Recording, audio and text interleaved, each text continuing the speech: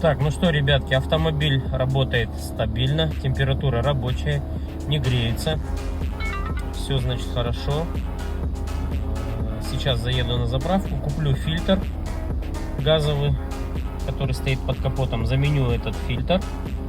Также начал у меня через раз скрипеть тросик сцепления. Думаю, тросик нужно снять, почистить.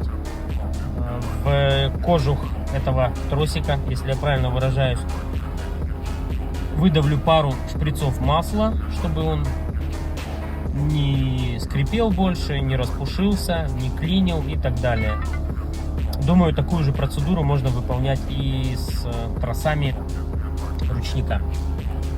Вот. А так, в целом, пока все хорошо. Работаем.